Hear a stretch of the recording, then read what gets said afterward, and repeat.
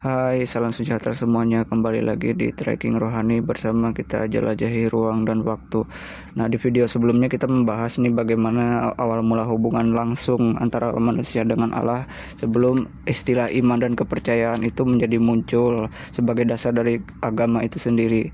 Nah, di sini kita akan memahami juga kelanjutan dari kisah yang telah dipaparkan sebelumnya dan bagaimana sih sebelumnya itu sudah dibahas bahwa bagaimana manusia menjadi jatuh dalam dosa, bagaimana manusia mengalami intervensi dari ilahi, di mana Allah itu sendiri sebagai suatu plot twist atau kejutan dari Allah, bagaimana dia turun ke dunia atau hadir sebagai pribadi untuk melakukan intervensi apabila ada sesuatu yang menentang kehendaknya, dan bagaimana peradaban-peradaban sebelumnya itu juga sebagai bukti ada campur tangan ilahi dan juga ada upaya dari Allah itu sendiri untuk memulihkan hubungannya dengan manusia.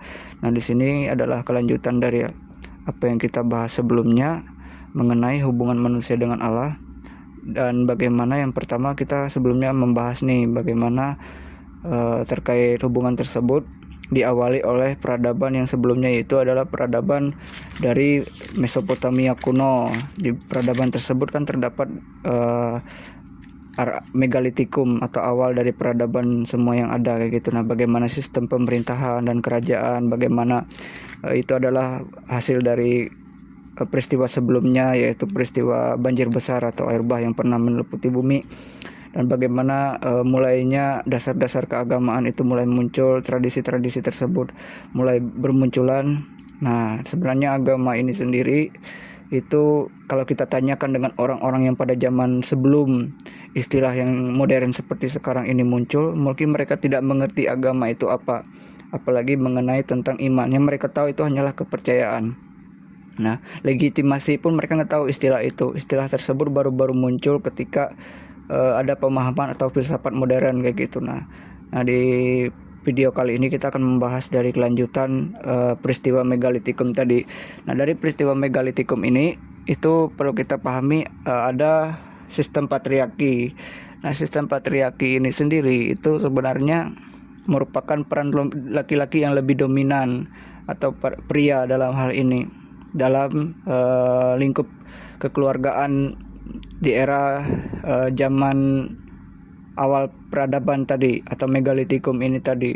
Sebenarnya sebelum itu pun peran laki-laki juga dominan, tapi ini adalah kita ingin membahas nih bagaimana ya kepercayaan kepada Allah atau atau Elah tadi, atau Allah yang sejati itu menjadi disejajarkan dengan berbagai dewa lain atau ilah atau elah-elah lain yang melahirkan banyak penganut kepercayaan yang menciptakan cara-cara beribadah, misalnya membangun sebuah kuil, kemudian ada terafim dan altar yang dipersembahkan kepada dewa-dewa tersebut, sehingga Allah yang dulunya Esa atau sebagai Allah monoteisme yang disembah oleh kaum bangsa Semitik. Nah, bangsa Semit ini sendiri itu Afro-Asia, di mana di situ terdiri dari keturunan dari Sem yang meliputi di daerah kawasan Asia dan juga Afrika mereka. Nah, bahasa mereka itu digunakan yaitu bahasa Ibrani, kemudian Arab, kemudian ada bahasa semacam, pokoknya bahasa-bahasa yang sekarang ini ada kaitannya kayak gitu. Aksara mereka itu ya Afro-Asia. Nah, kalau kita kan sebagai Indonesia itu Indo-Arya. Bahasa kita awal mula sebelum bahasa Indonesia itu adalah bahasa Sanskerta. Nah, kalau mereka aksara mereka itu ya Semit kayak gitu. Bahasa yang mereka gunakan itu berbeda aksaranya dengan kita.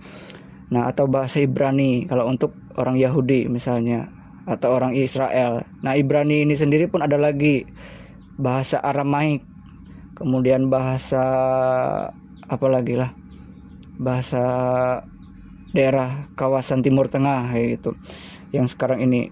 Nah, bahasa Timur Tengah itu sendiri kan yang paling sering digunakan atau secara umum diakui oleh kawasan Asia Barat atau Timur Tengah itu adalah bahasa Arab untuk mempersatukan kaum mereka sendiri. Nah, makanya bahasa penyebutan Allah itu serapan kata dari bahasa Arab sendiri. Nah, bahasa Arab dari Elah, kemudian El kayak gitu. Nah kalau bahasa Ibrani Elah atau El itu disebut Elohim. Nah di sini kita akan membahas nih bagaimana sih sebenarnya penyembahan yang benar terhadap Allah. Nah Allah tersebut yang kita maksud di sini adalah Allah yang sejati, Allah yang monoteisme. Nah dalam hal ini kepercayaan kepada Allah yang Esa atau kepada Allah yang Maha Kuasa itu bergeser ke keluarga pilihannya dari keturunan Semitik. Kenapa? Karena peristiwa Menara Babel yang pernah kita bahas sebelumnya di peradaban Megalitikum itu yang menyebabkan terjadi pergeseran, karena banyak sekali manusia itu mendua hati, atau semacam kalau dalam bahasa Allah itu sendiri, bahasa Ibrani, dalam sastra mereka, tradisi mereka itu menyebut orang-orang yang di luar kepercayaan mereka disebut bangsa yang kafir kayak gitu. Atau bangsa yang menyembah banyak Allah. Menyembah banyak Allah dalam artiannya itu mereka tahu pada saat itu mengenal El. Hanya saja yang mereka berpikir bahwa dewa-dewa tersebut tuh setara dengan El atau Elah. Jadi inilah kayak gitu yang menyebabkan Allah itu bergeser, memilih kembali keluarga yang ia kehendaki. Salah satu keluarga yang mereka dia pilih adalah dari keturunan Semit. Yang diberkati gitu. Makanya Allah yang disebut di sini adalah Allah Semit atau Allah Sem. Nah dari keturunan Sem itu ada lagi keturunan yang disebut sebagai Ibrani. Ini nama orang, Eber dalam bahasa bahasa Semitnya. Bahasa Ibraninya Ibrani itu nama orang kayak gitu. Keturunan si Ibrani inilah yang melahirkan Abram kayak gitu. Abram ini sebenarnya dilahirkan di Mesopotamia, di daerah Ur atau daerah Babel, disebut Kasdim. Di Babel itu sendiri Abraham itu dipanggil oleh El untuk pergi ke suatu tempat kayak gitu. Dari Babel, di tempat Kasdim di negeri Babel, ke Haran, daerah Mesopotamia bagian, kalau tidak salah di wilayah bagian utara dari Mesopotamia, di Haran. Dari Haran itu sendiri pergilah ke tanah Kanaan. Kanaan ini sendiri itu dihuni oleh keturunan Ham. Keturunan Ham itu ada anak, kalau tidak salah garis keturunannya itu yang bernama Kanaan. Ini adalah bagian dari 3 garis keturunan Nuh tadi, di mana Nuh itu mempunyai 3 anak. Yang pertama itu Ham, yang kedua itu Sem, dan yang ketiga itu Yafet. Kita tidak tahu siapa sih yang paling tua, apakah Yafet atau Sem. Tapi yang jelas Nuh itu punya 3 keturunan kayak gitu. Dari keturunan mereka inilah terpencar manusia di bumi. Kalau keturunan Yafet bersilang misalnya, itu pasti melahirkan keturunan Indo-Eropa, Indo-Arya. Makanya aksara-aksara yang digunakan oleh bagian timur bumi itu kebanyakan menggunakan aksara Indo-Eropa atau Indo-Arya, seperti bahasa Sanskerta dan sebagainya. Kemudian di bagian barat, di bagian Mesopotamia itu menggunakan bahasa Semit. Sebenarnya ada bahasa yang mempersatukan semua manusia, tapi karena peristiwa sebelumnya itu Megalitikum tadi, yaitu peristiwa Menara Babel, yang menyebabkan bahasa yang satu tadi dibinasakan, sehingga muncullah bahasa-bahasa baru gitu. Cuma manusia tidak bisa memahami secara jelas bagaimana sih Allah bekerja membinasakan bahasa yang mempersatukan itu. Karena seandainya manusia tetap ingin mempersatukan diri, pasti ada keinginan-keinginan yang sebelumnya itu, yaitu untuk membangun namanya sendiri, membangun suatu tugu atau rumah untuk dirinya sendiri. Jadi kesombongan kayak gitu. Kesombongan yang berkesinambungan peristiwa itu. Disinilah di tengah-tengah kisah dari Megalitikum atau awal peradaban inilah Tuhan tuh memilih Abram. Abram ini mempunyai pasangan yang bernama Sarai. Mereka berdua ini itu tidak punya keturunan. Pada saat itu menurut tradisi orang Semit, orang yang dianggap perempuan yang mandul itu semacam, kalau tidak salah itu entah itu semacam kutukan atau tidak memberikan pokoknya dalam budaya masyarakat itu semacam semacam cibiran jadinya seorang perempuan itu. tidak memiliki keturunan. Jadi kesuburannya pun dipertanyakan. Itulah mengapa di era-era awal mula peradaban ini muncullah penyembahan menggunakan terapim altar yang berisikan dewa-dewa kesuburan, misalnya kesuburan tanaman, kesuburan untuk keturunan kayak gitu. Nah, meminta kepada dewa-dewa itu. Tapi yang diminta balik kayak gitu dari ritual keagamaan atau penyembahan tersebut, misalnya anak dipersembahkan, anak hidup mempersembahkan manusia secara hidup-hidup kayak gitu. Itulah yang terjadi di zaman patriarki, di mana Abram dipanggil dari Mesopotamia oleh El untuk meneguhkan suatu perjanjian yang baru yang sebelumnya diilhami melalui Nuh tentang bagaimana garis keturunannya. Kemudian dari Nuh itu menuju ke Semit atau Sem. Dari Sem inilah lahir nama keturunannya itu Ibrani atau Eber. Nah, dari Eber inilah lahir namanya Abram. Nah, Abram itu pergi ke Kanaan. Kemudian di dalam perjalanannya itu kan dia masih belum memiliki keturunan kayak gitu. Nah, dia juga membawa keponakannya bernama Lot kayak gitu. Nah, jadi kalau teman-teman pernah mendengar peristiwa Sodom dan Gomora, itu memang pernah ada kayak gitu. Nah, itu ada bukti arkeologis. Jadi sepanjang sejarah Tuhan itu selalu memberi centang biru yang tebal dalam setiap sejarah.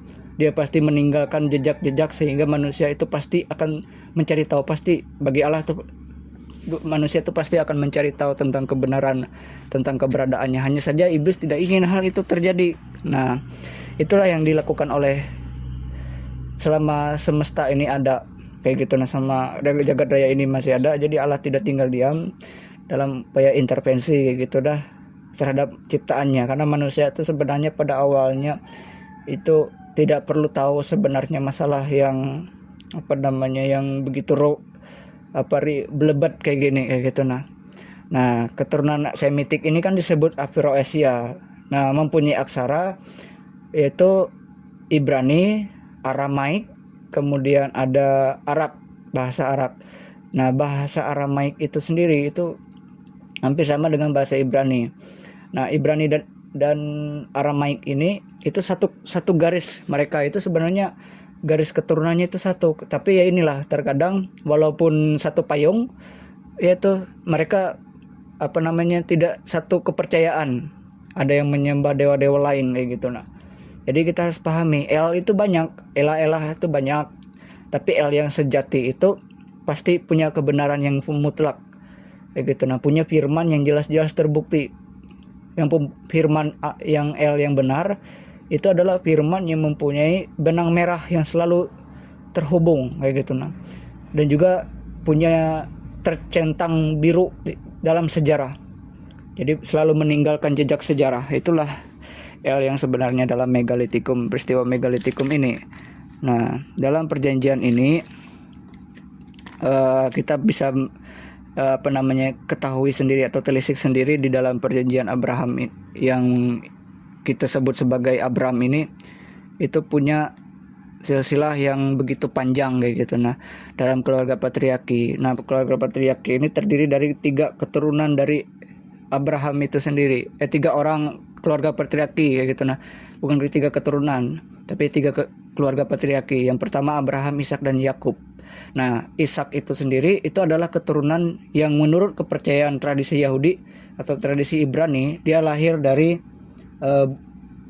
perbuatan dari janji ilahi. Kenapa? Karena sampai tua Abraham itu tidak mempunyai keturunan. Tapi El tadi secara menampakkan diri setelah berulang-ulang kali dalam kisah Abraham ini sendiri, itu memberikan janji bahwa akan ada garis keturunan. Itu sampai tua pun Abraham janjikan tersebut. Kayak gitu, selalu diteguhkan perjanjian itu menjadi perjanjian yang kekal gitu. Nah, Abraham senantiasa percaya akan hal itu. Karena apa? Karena menurut tradisi Yahudi juga atau kepercayaan orang teologi Kristen juga, Abraham ini adalah seorang yang kaya kayak gitu. Abraham, Ishak dan Yakub.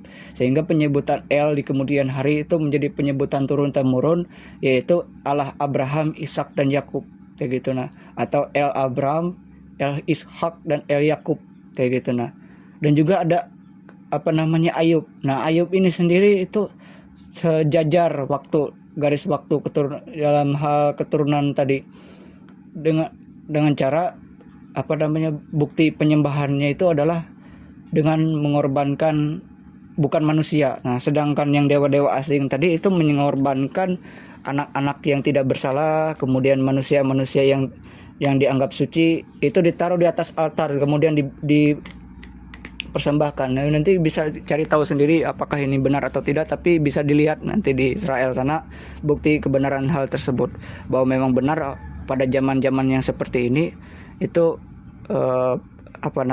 banyak sekali penyembahan-penyembahan yang terlalu ekstrim lah, sampai mengorbankan nyawa orang lain kepada dewa-dewa yang katanya bisa memberikan kesuburan, baik itu kepada lingkungan atau lahan, atau kepada memberi keturunan kayak gitu.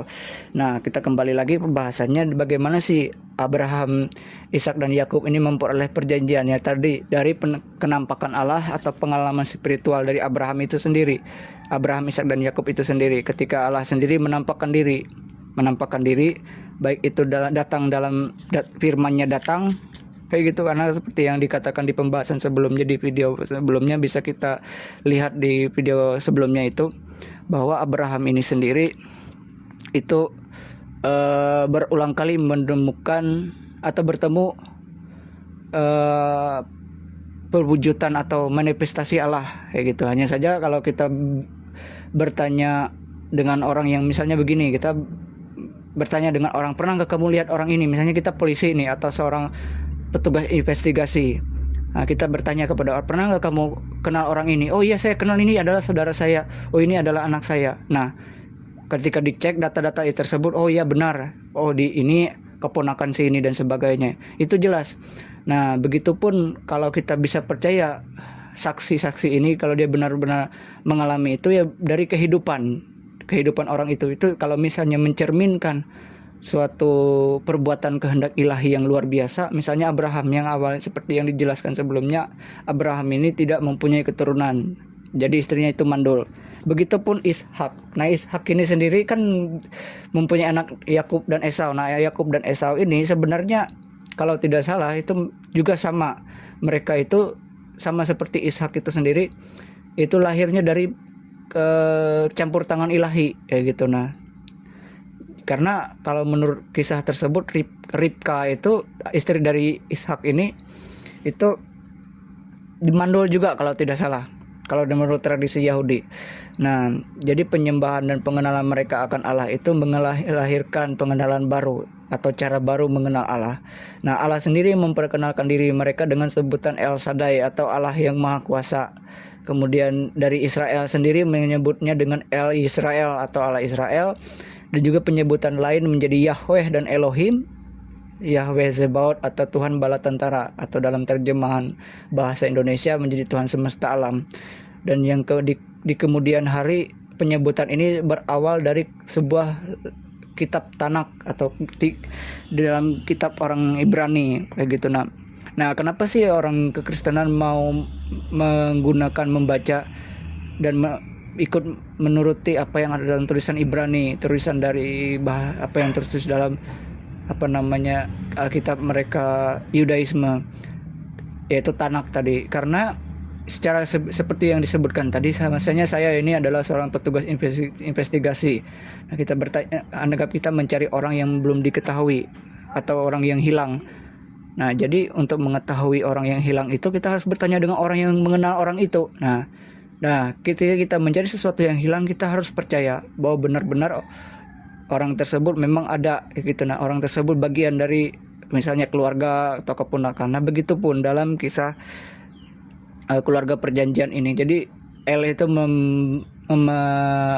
mengikat suatu perjanjian yang kekal dengan keluarga Abraham, Ishak dan Yakub ini, bahwa nanti dari Ishak itu sendiri itu lahirlah keturunan yang disebut sebagai bangsa Israel kayak gitu. Nah, bangsa Israel kuno kayak gitu, yang nanti akan mewakili menjadi imamat Allah sendiri di dunia dari sekian banyak yang terjadi sekarang ini.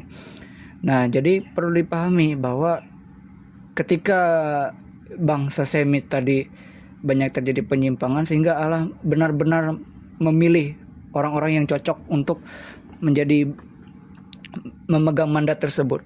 Kemudian mengapa saya tuliskan Ayub di sini? Karena Ayub juga mengikuti cara penyembahan yang dilakukan oleh Abraham, Ishak dan Yakub, yaitu dengan beribadah mempersembahkan korban bakaran, yaitu mempersembahkannya itu bukan dengan manusia tapi dengan binatang yang tidak bercela seperti domba, sapi dan juga kambing kayak gitu, yang tidak bercacat kayak gitu, bukan manusia. Karena Tuhan sendiri melarang untuk menyembahkan manusia. Nah, itulah bedanya penyembahan atau cara peribadatan atau agama orang Yahudi kuno ini sendiri kayak gitu. Nah, cara mereka melakukan penyembahan. Jadi kita harus track dulu itu ke belakang. Sebenarnya awal mula suatu kepercayaan itu. Karena kalau kita tanya agama itu apa, kalau kita tanya dengan orang-orang yang di zaman yang seperti ini misalnya, pasti mereka what do you think, kata mereka. Apa sih kayak gitu maksudnya itu. Orang gak ngerti, kata mereka. Kami gak ngerti apa sih agama. Kalau kita pun bertanya kepada mereka kayak seperti itu, ataupun mereka memberitahu kepada kita, kami melihat Allah kayak gitu, kami melihat El. Kemudian kita pasti memikir dengan logika kita yang sedemikian rupa di era sekarang ini, kok bisa sih Allah yang El itu bisa menampakkan diri ke kalian? Kan dia Allah yang Maha Kudus kan, gini dan sebagainya. Nah, inilah kayak gitu. Nah, kunci dari semua hal tersebut, kita hanya bisa percaya kepada mereka yang memang sungguh-sungguh dipilih oleh Tuhan, dan juga dari kehidupan mereka tercermin lah kayak gitu. Nah, penyelamatan Allah itu sendiri. Nah, kita kembali lagi ke pembahasan di mana Allah itu sendiri mulai diperkenalkan sebagai sebutan-sebutan yang telah dipaparkan ini, dari Allah Israel, Allah yang Maha Kuasa, kemudian Allah yang Tuhan Allah, Tuhan yang disebut di sini sebagai Yahweh dalam sebutan tulisan atau tradisi orang Ibrani atau aksara orang Israel kuno, yang menyebut Tuhan Allah itu dari awalnya El menjadi Elohim. Nah, kalau dalam bahasa Aramaik Elah itu Elaha. Nah, dari bahasa itulah menjadi serapan bahasa Arab menjadi Allah, dan dari bahasa Allah dari Arab itulah kita menggunakan bahasa Indonesia kita dengan sebutan Allah. Nah, Allah yang kita pakai untuk membedakannya dengan Allah-Allah lain, A-nya adalah huruf besar di awal. Nah, sama seperti tidak tahu titik atau koma gitu. Nah, entah itu Allah yang bagaimana kayak gitu. Nah, kemudian kita lanjut lagi. Nah, melalui Musa. Nah, itu seperti kita pahami sendiri, tidak siapa yang tidak kenal dengan Nabi Musa, yang ceritanya pernah membelah laut, yang mengirim 10 tulah ke Mesir kayak gitu. Karena bangsa Israel ini sendiri, dia itu keturunan Yakub ini sendiri, setelah berkembang kayak gitu. Nah, setelah kisah-kisah yang dipaparkan tadi, Yakub mempunyai 12 keturunan kayak gitu dalam kisah tersebut. Nah, kenapa sih 12 keturunan, padahal Yakub punya 13 anak kayak gitu. Nah, karena ini adalah era zaman patriarki di mana peran laki-laki lebih dominan. Nah, disinilah kayak gitu kisah di mana Allah itu sendiri itu kembali memperkenalkan dirinya sebagai El Abraham, El Ishak dan El Yakub gitu, atau Abraham, Ishak dan Yakub. Nah, itulah penyebutan diri Allah secara turun-temurun oleh bangsa Israel sampai sekarang dalam mengenal Allah kayak gitu. Nah, hanya saja gini, untuk mengenal Allah yang secara langsung, secara murni itu tidaklah mudah kayak gitu. Nah, karena seperti yang kita tahu dari kehidupan bangsa Israel sekarang yang melalui perjanjian lama, mereka hanya bisa percaya kepada orang-orang yang diilhami oleh Allah, seperti Musa ini sendiri yang menulis 5 kitab perjanjian lama yang terkenal, yaitu kitab Taurat oleh bangsa Yahudi. Nah, dalam kitab Taurat tersebut di masa Eksodus bangsa Israel yang mengembara selama 40 tahun, itu Allah memperkenalkan dirinya sebagai Eyeh Eser Ayeh, atau aku adalah aku. Nah, aku adalah aku dalam istilah Ibrani ini sendiri menuju kepada tetragrammatron atau semacam penyebutan Yahweh itu mulai disebutkan kayak gitu sebagai Tuhan huruf besar kayak gitu. Nah, itulah penyebutan Allah yang pertama kali disebut ketika bangsa Israel keluar dari Mesir kayak gitu. Nah, disitulah Musa menuliskan banyak sekali kitab, yaitu 5 kitab yang dari Kejadian sampai Ulangan. Nah, kitab Kejadian sampai Ulangan inilah yang kemudian di kemudian hari itu disebut sebagai kitab Taurat. Nah, dalam kitab Taurat ini sendiri itu mempunyai makna bahwa Allah itu sendiri itu mempunyai hubungan yang diilhami gitu. Itulah orang harus percaya bahwa Allah itu pasti mempunyai jejak centang biru yang tebal dalam anu yang besar dalam hal ini di dalam kisah 5 kitab Taurat ini sendiri. Karena di dalam ini ada hukum-hukumnya juga gitu dan juga disinilah 10 firman atau 10 perintah Allah itu diturunkan di dalam loh batu, dan juga bagaimana bangsa Israel mulai mengembangkan suatu kebudayaan peribadatan, cara peribadatan atau cara penyembahan kepada Allah gitu. Inilah sebenarnya agama itu sendiri itu kalau kita track dalam dunia modern sekarang, kita bisa tahu dari sejak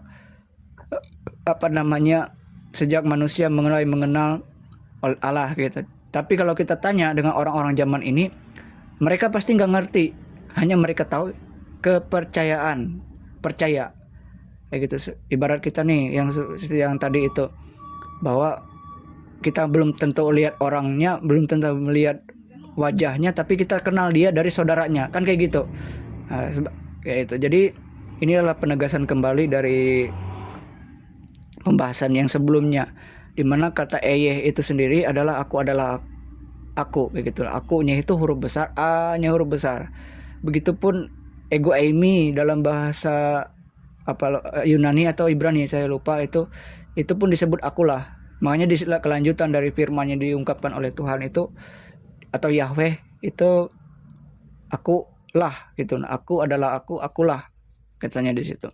Itulah artinya adalah Tuhan adalah Tuhan, atau Tuhan begitulah dia gitu.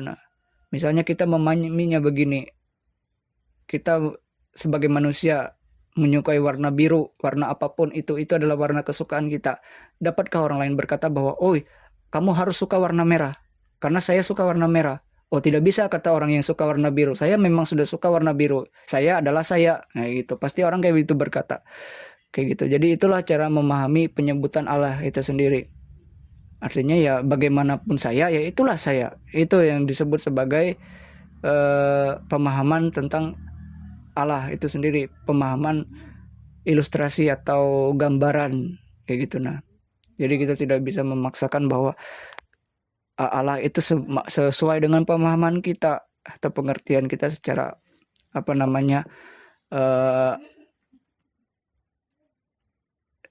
itu secara kemauan kita sendiri. Nah, peristiwa ini kan terjadi di era Exodus, di mana bangsa Israel dibawa keluar dari Mesir melalui perantaraan Nabi Musa dan mengembara selama 40 tahun. Di sini dibuat juga suatu tabut perjanjian kayak gitu. Nah, dalam hal ini kan ini adalah kelanjutan dari kisah Abraham tadi, di mana dia keturunannya tadi akan bertambah banyak, dan juga tanah Kanaan. Mereka awal mulanya itu kan dipanggil oleh Allah itu dari tanah Kanaan, dari Mesopotamia ke Haran, di bagian barat, di bagian utara Haran. Kalau tidak salah barat ke utara, pokoknya bagaimana bentuk dunia pada waktu itu, dari Babel ke Haran, dari Haran pergi ke tanah Kanaan dan menetap di sana, dari Abraham itu sendiri, dan Ishak juga di situ, dan Yakub juga di situ. Nah, kenapa sih bisa mereka ke Mesir? Itu karena terjadi kelaparan yang besar pada saat itu, melalui kisah dari Nabi Yusuf. Kalau yang paling terkenal, kisah dari Nabi Yusuf, anak dari Yakub itu sendiri. Karena Yakub mempunyai 12 keturunan. Nah, salah satu dari keturunannya itu dijual oleh saudara-saudaranya itu ke Mesir. Nah, itulah peristiwa singkat kayak gitu. Nah, kalau ingin tahu lebih lanjut, silakan baca kitab Tanakh orang Yahudi atau kitab Yudaisme sendiri. Pasti mereka akan memaparkan hal yang sama. Ini sebagai dukungan, konten ini sebagai dukungan dari 3 kepercayaan tadi, 3 kepercayaan besar. Tapi yang paling utama adalah dari historis dari bangsa Israel, atau historis bangsa Yahudi, atau bangsa Semitik, atau bahasa dari bangsa Afro-Asia. Karena memang perjanjian Allah yang sejati memang kepada mereka. Nah, dari mereka lah kita sebagai umat manusia ini juga mengenal Allah. Karena kita percaya melalui 3 orang tadi yang disebutkan. Nah, kemudian dalam perjalanan kita lanjut dalam perjalanannya keturunan dari Yakub ini sendiri. Yakub juga bermukim atau tinggal di Mesir bersama dengan anak-anaknya tadi. Nah, dari kejadian itulah Abraham ini sendiri, keturunan Abraham ini sendiri itu bertambah banyak di Mesir selama 400 tahun diperbudak di Mesir. Itu kisahnya. Nah, dari situlah dipanggillah atau dipilihlah, diurapilah Musa. Nah, dalam kisah ini. Nah, ketika Musa dipilih dan diurapi di sini, itu dia. Nah, kemudian kita lanjut sampai mana tadi? Nah, sampai 400 tahun tadi diperbudak di Mesir. Nah, kemudian Musa tadi dipilihlah gitu, dipanggil oleh Tuhan gitu. Nah, karena pada waktu itu Firaun itu ingin membunuh gitu anak-anak laki-laki di Mesir itu supaya jangan bertambah banyak gitu. Nah, dalam bertambah banyaknya bangsa Israel kuno ini sendiri, lalu Firaun tadi mempunyai usulan gitu, punya keinginan untuk membinasakan keturunan dari Yakub ini sendiri yang tinggal di Mesir. Nah, setelah itu anak-anak dari bukan anak sih, ini bayi Nabi Musa itu sendiri itu dihanyutkan di Sungai Nil. Nah, itu kisahnya. Bisa dibaca lebih lanjut lah di dalam Tanak orang Yahudi, atau bisa juga di dalam kitabnya orang Kristen bisa juga, tapi bisa dari Tanak. Kenapa sih orang Kristenan mengambil bagian dalam kitab Tanak atau kitab orang Yahudi? Karena orang Yahudi juga ingin orang di luar mereka juga mengenal satu-satunya Allah yang benar. Itu yang diinginkan oleh bangsa Yahudi. Walaupun antara Yahudi dan juga kekristenan itu mempunyai cara penyembahan atau cara pengenalan akan Allah itu berbeda. Nah, kekristenan pun juga memiliki toleransi, karena untuk membuat bangsa Yahudi itu mengenal Allah itu adalah anugerah Allah kayak gitu. Nah, karena mereka sendiri yang akan mengenal Allah melalui kehendak ilahi itu sendiri kayak gitu. Nah, di era sekarang kayak gitu, di era sekarang. Kenapa? Karena di era sekarang itu yang membedakannya adalah kekristenan itu percaya ada satu pribadi yang menyelamatkan manusia dari dosa, atau yang disebut Mesias. Nah, ini nanti kita akan bahas setelah kita memahami tentang keluarga perjanjian ini. Nah, keluarga perjanjian inilah berisi tentang janji-janji ilahi yang dimulai dari Abraham tadi, di mana Abraham tadi itu mempunyai garis keturunan yang bernama bernama Ishak dan Yakub gitu. Nah, kayak gitu.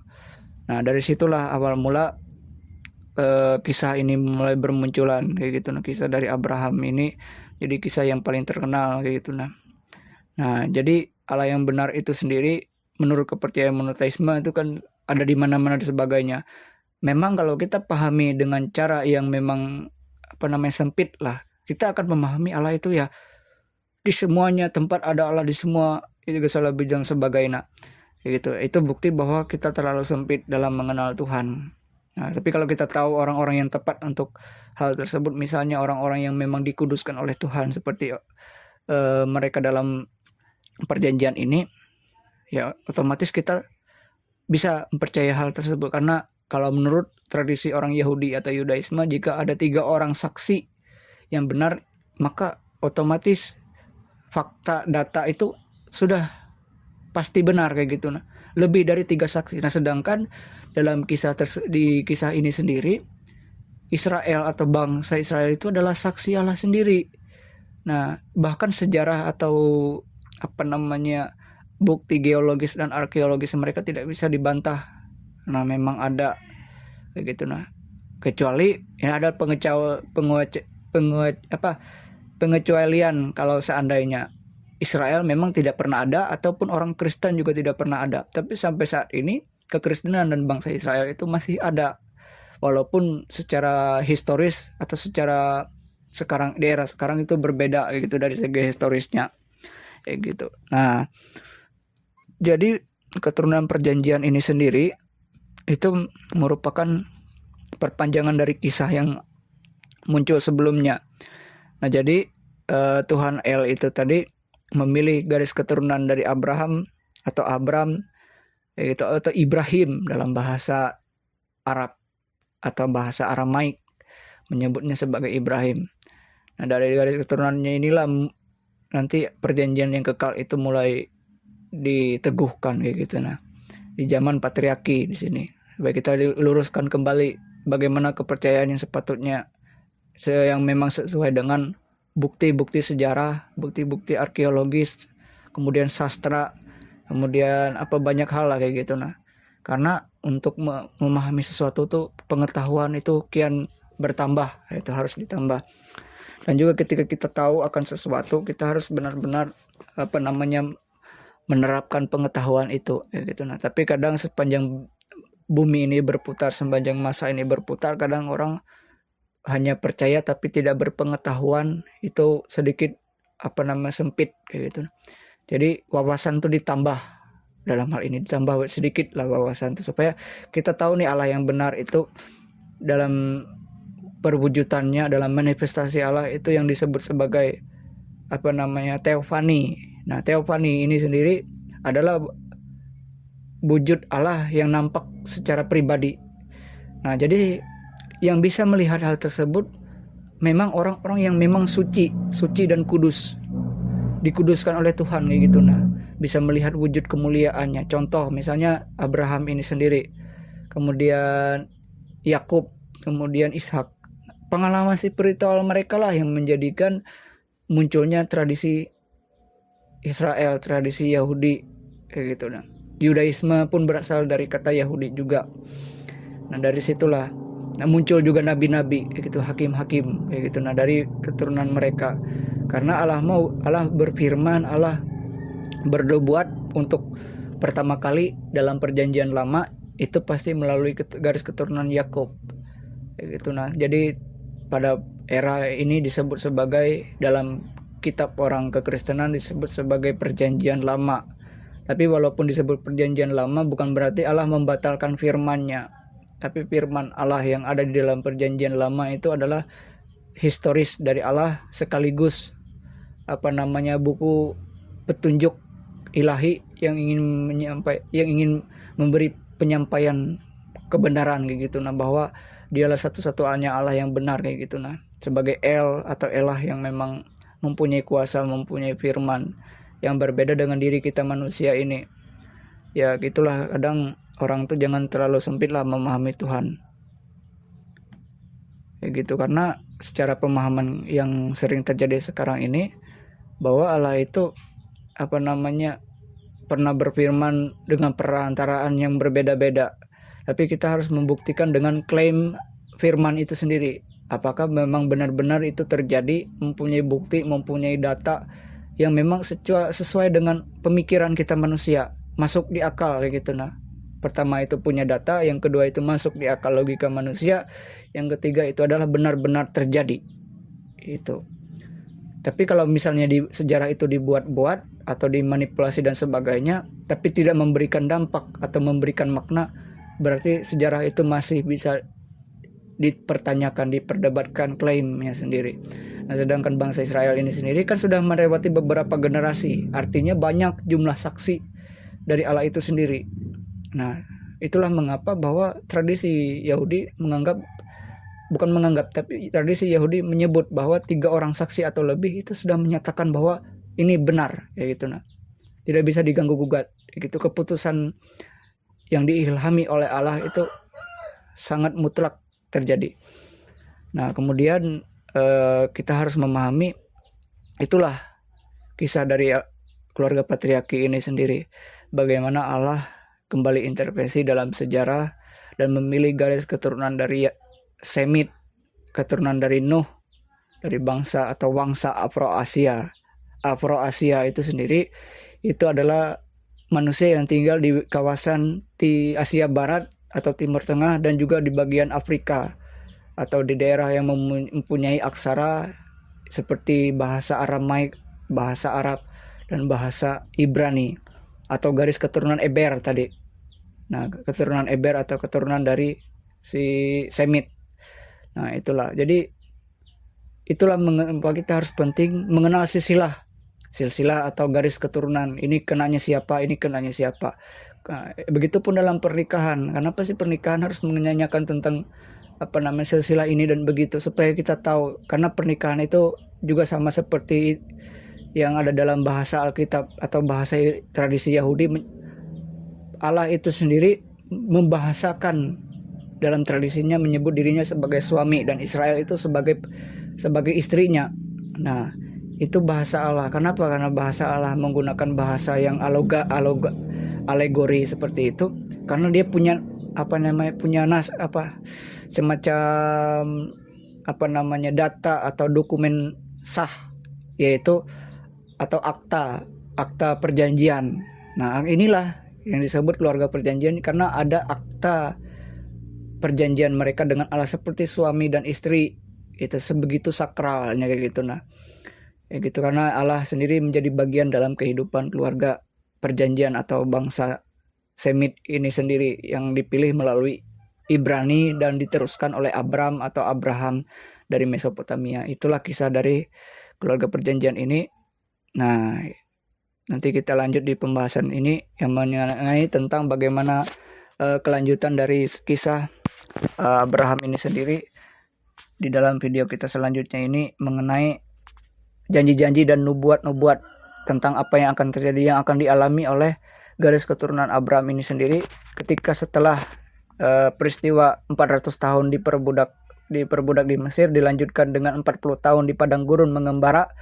Nah, di sini setelah inilah kita akan membahas apa sih yang akan mereka alami dan bagaimana firman yang terus mengintervensi. Jadi gini, kalau Allah berkata-kata dengan berfirman itu adalah pemahaman yang beda dengan kita manusia. Karena apa? Karena kalau kita berkata-kata, kita bisa mencabut perkataan kita sendiri, bisa menunda-nunda dan sebagainya, kayak gitu. Tapi kalau Allah berfirman, Allah berfirmanlah Tuhan misalnya, kayak gitu. Artinya ketika dia berfirman, dia tidak akan merubah pendiriannya sebagai Allah. Itulah yang tidak bisa dilepas dari diri Allah, yang tidak dimiliki manusia dan yang tidak dapat diberikan kepada manusia. Tapi secara pribadi aku akui bahwa itu mustahil diberikan kepada manusia, yaitu tentang esensinya sebagai Allah, esensinya untuk sebagai pencipta, karena tidak bisa seperti itu. Tapi dalam pemahaman setelah ini kita akan melihat bagaimana pergeseran bahwa Allah itu bisa menjadi manusia, datang secara pribadi kayak gitu. Nah, entah dalam hal ini manifestasinya sebagai malaikat Allah gitu, atau Allah yang dalam bentuk pribadi sebagai malaikat. Dan juga dalam tradisi juga mengatakan bahwa Allah itu datang dalam bentuk-bentuk yang dalam kepercayaan Yudaisme itu begitu spektakuler gitu, tapi juga memberikan bukti bahwa Allah itu Maha Kudus, sehingga bahkan dalam tradisi Yahudi sendiri menyebut nama Allah, menyebut nama Yahweh itu sendiri adalah sesuatu hal yang paling mereka hindari. Itu harus benar-benar hati-hati, karena Yahweh atau Allah atau Tuhan itu sendiri tidak bisa dianggap dipermainkan seperti itu. Untuk menyebut namanya saja mereka menggunakan istilah Adonai atau Tuan. Gitu. Sama ketika Indonesia pun kita menyebut nama orang pun tidak bisa kita sebut sembarangan gitu. Nah, ketika pertemuan yang bersifat begitu resmi seperti itu pun Allah gitu. Nah, tapi kekristenan menyebutnya lebih lebih mengasihi, lebih menghargai Allah, menghormati Allah dengan sebutan Bapa kayak gitu. Nah, ini kita akan membahas bagaimana campur tangan ilahi tersebut dibarengi nanti dengan berkat-berkat dan juga janji-janji tentang datangnya seorang penyelamat yang dipercaya sebagai yang diurapi. Nah, kita lanjut dari apa yang dibahas tadi itu.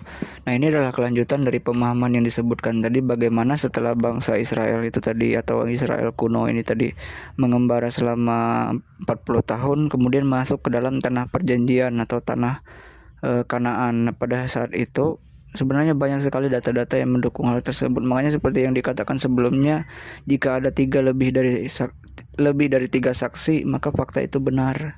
Apalagi kalau lebih dari itu. Nah, jadi ketika bangsa Israel di tanah Kanaan itu sendiri, itu mereka melakukan peperangan kayak gitu. Mungkin orang lain merasa oh ini tidak adil nih, Tuhan merebut tanah orang kayak gitu. Nah, Tuhan mengambil tanah yang bukan mendukung bangsa Israel berperang nih, mengambil tanah yang bukan gitu. Cuma kita lihat dari segi historisnya dulu kayak gitu. Nah, karena kita tidak bisa menyamakan pemahaman kita di era yang sekarang ini dengan pemahaman yang mereka yang hidup di tahun itu atau di zaman itu atau di masa saat itu. Nah, di sini kita akan memahami ini bagaimana janji-janji ilahi dan berkat yang disebut sebagai berkat mesianik itu berjalan. Nah, jadi begini, bahwa sebenarnya sebelum bangsa Israel itu menjadi suatu bangsa dari keturunan Yakub, keturunan dari Abraham itu sendiri seperti Abraham, Ishak dan Yakub itu sudah tinggal di Kanaan itu lebih dulu kayak gitu. Nah, di mana bangsa-bangsa lain tuh masih ada di situ, cuma dia datang sebagai seorang pendatang atau orang asing di tanah yang tidak dikenal kayak gitu. Cuma Tuhan berfirman bahwa ini akan menjadi milik kepunyaanmu dan milik keturunanmu kayak gitu. Nah, jadi Tuhan lebih dulu mensahkan kayak gitu bahwa tanah ini yang ditiadami sebagai orang asing itu menjadi milik kepunyaanmu. Nah, itu janji ilahi. Karena di awal mula tadi seperti yang dibahas tadi, Abraham itu kan dari Haran pergi ke Mesopotamia, dari Babel sebenarnya, dari Ur-Kasdim dipanggil oleh Tuhan dari situ ke Haran, dari Haran ke Kanaan. Nah, dari Kanaan bangsanya Yakub, anaknya cucunya Yakub itu pergi ke ke Mesir karena masalah pangan tadi, krisis pangan atau kelaparan. Nah, jadi pergi ke Mesir, kemudian melalui perantaraan Nabi Musa itu pergi ke tanah Kanaan dengan cara mereka berperang kayak gitu. Nah, mungkin orang bertanya mengapa sih harus berperang gitu, Tuhan mengizinkan kekerasan dan sebagainya, padahal sebenarnya selama 400 tahun Tuhan sudah memberi toleransi dengan harapan bangsa Kanaan ini sendiri bertobat sebelum ditumpas oleh Allah. Karena kalau misalnya bangsa itu bertobat seandainya kayak gitu, nah mungkin bisa saja orang asing di Kanaan itu langsung saja bergabung dengan Israel gitu. Nah, kalau mereka memang bertobat, tidak menyembah menyembah dewa-dewa yang telah dipaparkan di pembahasan kita di video kita sebelumnya kayak gitu. Nah, itu yang dibenci oleh Tuhan kayak gitu. Nah, mengapa sih harus menyembah benda mati padahal ada Allah yang hidup kayak gitu. Nah, jadi di sini kita akan bahas kayak gitu. Nah, bagaimana janji dari Abraham itu sendiri. Sebenarnya sebelum janji itu ditampilkan, sebelum dikemukakan oleh Allah, Abraham itu kan seperti yang disebut sebelumnya, dia tidak punya keturunan dan mandul kayak gitu. Nah, mungkin bisa dibaca lah di dalam Tanakh, karena kalau kita bahas di sini mungkin lebih panjang, lebih lebar lagi kayak gitu. Nah, cuma kita fokus ke janji dan berkat kayak gitu. Nah, janji dan berkat yang diberikan oleh Tuhan sebagai bukti bahwa inilah kayak gitu. Nah, semacam seperti akta pernikahan, seperti akta perjanjian atau sertifikat dari Allah gitu, sertifikat Allah, sertifikat ilahi. Nah, di sini disebut sebagai janji dan berkat mesianik atau yang diurapi. Yang diurapi itu artinya adalah seseorang yang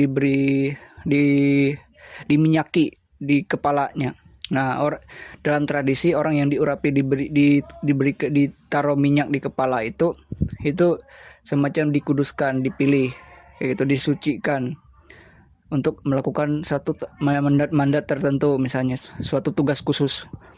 Nah, sebelum munculnya bangsa Israel, janji yang kita bahas ini sebenarnya sudah ada.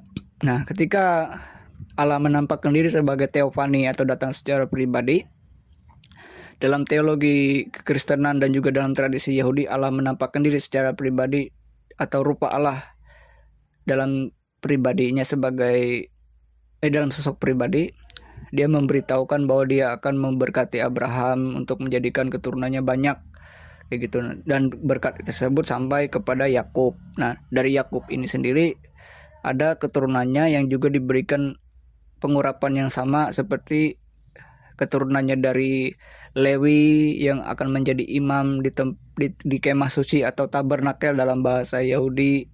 Kemudian ada Yehuda yang nanti akan melahirkan garis raja-raja sesuai dengan firman yang telah diungkapkan oleh Abraham melalui perjanjian kekalnya kayak gitu. Nah, itu disebut perjanjian kekal, di mana di situ disebutkan bahwa aku akan menjadi Allahmu dan Allah bagi keturunanmu kayak gitu. Nah, kemudian dari keturunan mula lahir bangsa-bangsa, dari keturunan mula lahir raja-raja kayak gitu. Nah, dan juga di situ dikatakan barang siapa memberkati engkau diberkatilah dia, dan terkutuklah orang yang mengutuk engkau gitu. Nah, dan diberkatilah orang yang memberkati engkau. Itu disebutkan oleh Allah melalui dia berfirman. Nah, bedanya Allah berfirman dengan perkataan manusia adalah kalau manusia kan bisa berubah-ubah, sifatnya bisa berubah-ubah, kemudian bisa tidak menetap, kemudian bisa, kalau orang bilang tuh tidak berpendirian, itu manusiawi kayak gitu. Cuma kalau Allah yang bersifat ilahi, ketika ia berfirman dia akan melaksanakannya dan tidak bisa menarik kembali. Itu yang berfirman. Itu bedanya kayak gitu. Nah, jadi sini kita akan bahas apa itu yang diurapi. Ini adalah janji Allah dari pembahasan kita sebelumnya. Nah, janji atau berkat mesianik. Mesianik ini sebenarnya sudah ada nubuatannya melalui keturunannya yang bernama Yakub. Kayak gitu. Nah, dari keturunan Yakub tuh lahir anak yang bernama Yehuda. Nah, anak keturunannya yang bernama Yehuda tadi. Nah, juga dari istilah yang diurapi ini sendiri bukan harus dengan minyak, tapi bisa melalui intervensi roh Elah atau roh Allah, atau dalam bahasa Ibrani disebut roh Hekodas kayak gitu. Nah, di sini itu kenapa tidak harus minyak sebenarnya kayak gitu. Cuma ini adalah bahasa puitis kayak gitu. Istilah diurapi itu merujuk kepada mereka yang diberi mandat khusus, sehingga orang lain ketika ada orang yang diurapi berarti orang ini harus pasti bisa dipercaya kayak gitu. Kayak gitu. Nah, seperti raja, imam, dan hakim. Nah, hakim itu sendiri pasti diurapi dengan minyak. Jadi dan juga raja gitu. Sebelum pemahaman ini muncul, ya Allah sendiri mengurapinya dengan rohnya sendiri. Kayak gitu.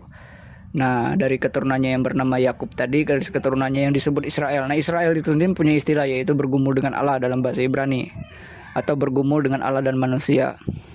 Nah, jadi dari setelah 40 tahun di padang gurun itu sendiri kan Israel banyak sekali mengalami rentetan pemberontakan atau pelanggaran perjanjian yang disebut sebagai dosa, seperti perjanjian sebelumnya gitu, perjanjian dengan Nuh, antara Allah dengan Nuh, kemudian perjanjian antara Allah dengan manusia ketika kita di video kita sebelumnya kayak gitu. Nah, dalam hal ini diutuslah oleh Allah para nabi kayak gitu. Nah, para hakim-hakim tadi di bangsa Israel untuk memperingati mereka bahwa ini sudah kelewatan kayak gitu. Nah, sudah kelewatan, dan juga sekaligus memberikan nubuatan atau ramalan tentang yang diurapi. Nah, kayak gitu. Jadi sebenarnya tentang semua yang terjadi di bangsa Israel tidak lepas dari peran nabi-nabi, peran hakim-hakim di sana kayak gitu. Nah, itu bukti bahwa Allah itu tidak tinggal diam gitu. Nah, supaya orang lain tidak bertanya kalau misalnya segala sesuatu terjadi, kesengsaraan terjadi, lalu di manakah Allah, kata mereka. Mengapa sih semua ini menimpa kita? Kan kita punya Allah kayak gitu. Di manakah Allah kayak gitu? Jadi daripada hal itu terjadi, makalah diutuslah para nabi kayak gitu. Para nabi inilah mewakili Allah sebagai saksi Allah bagi bangsa Israel gitu. Nah, karena Allah tidak bisa berfirman dengan sembarang orang kayak gitu. Nah, hanya orang-orang yang memang hatinya dikuduskan, hatinya terpilih sejak dia belum lahir pun sudah dikenal oleh Allah. Nah, jadi itulah makna dari istilah yang diurapi tadi. Nah, hanya saja janji mesianik itu sudah ada melalui keturunannya Abraham, melalui Abraham juga sendiri, karena di situ dikatakan bahwa pada waktu itu ada kisah yang paling terkenal, yaitu ketika Abraham itu sendiri mencoba mengorbankan anaknya sendiri, tapi itu sebenarnya ujian di atas gunung Muria kalau nggak salah, di gunung di daerah Israel sana, dipersembahkan di atas altar gitu. Nah, tapi Allah menghentikan itu hanya dengan maksud untuk melihat imannya itu seberapa sungguh-sungguhnya. Cuma di situ menurut imannya Abraham, dia percaya bahwa dengan mempersembahkan anaknya ini Allah pasti bisa membangkitkannya kembali kayak gitu. Karena Allah berkuasa atas hidup dan mati. Tapi Allah menghentikannya tersebut karena Abraham tuh punya firman yang sebelumnya. Allah kan sudah berjanji ke aku, kata Abraham dalam hati dan imannya, bahwa dia akan memperbanyak keturunannya. Pasti ini ujian bagi Abraham. Abraham tuh sudah percaya di awal, itu sudah diteguhkan. Jadi Abraham tidak takut menghadapi ketika ada pengorbanan anak yang seperti ini. Dia yakin tidak mungkin lah sampai sejauh ini. Pasti ini hanya ujian gitu. Dia percaya bahwa ketika dia mempersembahkan anaknya yang bernama Ishak tadi di atas gunung atau di atas altar, ya dengan harapan bahwa anaknya ini bisa dibangkitkan kembali. Ternyata Allah tidak melakukan hal tersebut sebagai suatu ujian saja gitu. Nah, kemudian menggantikannya dengan domba jantannya gitu. Walaupun sebenarnya Abraham memang punya 2 anak, tapi anak yang berasal dari campur tangan ilahi itu adalah Ishak. Nah, satu lagi anaknya itu dari hambanya, karena tradisi orang zaman itu memang tradisi kayak gitu. Nah, kita tidak bisa dengan pengetahuan di era modern ini kita memaksakan seseorang yang hidup di masa lalu kayak gitu. Nah, yang pengetahuannya masih tidak semaju sekarang. Aku malah cenderung melihat zaman modern ini kelihatan sombong kayak gitu. Nah, seolah-olah merendahkan orang-orang yang sudah lama meninggal kayak gitu, sudah hidup di zaman yang seperti ini. Padahal kalau tanpa mereka kita tidak tahu apa-apa. Itu intinya. Nah, kayak kita kembali. Nah, jadi itu disebut berkat mesianik karena ketika tadi tidak jadi dipersembahkannya Ishak di atas altar di Gunung Moria tadi, sehingga Allah berjanji melalui Teofani malaikat Allah yang berseru dari langit dengan berkata bahwa keturunanmu ini akan menjadi suatu bangsa yang besar, bertambah banyak gitu, dan oleh keturunanmu ini akan melahirkan banyak berkat gitu. Nah, itu disebut berkat mesianik kayak gitu. Misalnya dalam hal ini keturunannya itu contohnya adalah Yehuda. Nah, Yehuda ini sendiri dari berkat yang diberikan oleh Yakub tadi. Dari Yakub kan diwariskan oleh Ishak, bahwa Ishak ini memberkati Yakub dengan 2 kali lipat. Pertama berkat warisan, yang kedua berkat ilahi, berkat istimewa, supaya keturunannya nanti bertambah banyak dan memiliki bangsa Kanaan ini sendiri sebagai tempat orang asing tadi. Itu berkat dari Ishak. Nah, itulah mengapa istilah Allah Abraham, Ishak dan Yakub itu dari situ. Kemudian dari Yakub tadi, berkat yang ilahi tadi atau berkat mesianik ini diteruskan oleh anaknya yang bernama Yehuda, yang nanti disebut istilahnya keturunan Yehuda ini disebut keturunan Yahudi. Itu istilahnya dari nama Yehuda sendiri kayak gitu. Nah, aksaranya kayak gitu. Dari keturunan Yehuda lahirlah Yahudi. Nah, dari keturunan Yehuda inilah raja terkenal Israel kuno yang terkenal akan kisahnya yang pernah disebutkan sebagai kisah antara Goliat dengan anak yang masih kayak gitu, dengan sosok pribadi dengan Goliat yang besar kayak gitu. Nah, mungkin kita tidak asing lagi yang disebut sebagai Raja Daud kayak gitu. Nah, ini adalah mesianik atau Mesias pertama gitu. Cuma ini disebut sebagai Mesias yang di era zaman itu, di zaman perjanjian lama. Kenapa? Karena dia diurapi dengan minyak. Karena seperti yang kita pahami, kita kembali pembahasan yang seperti diungkapkan tadi, bahwa mesianik itu disebut yang diurapi. Nah, itu tidak harus mutlak harus dengan minyak, tapi bisa dengan roh Allah kayak gitu.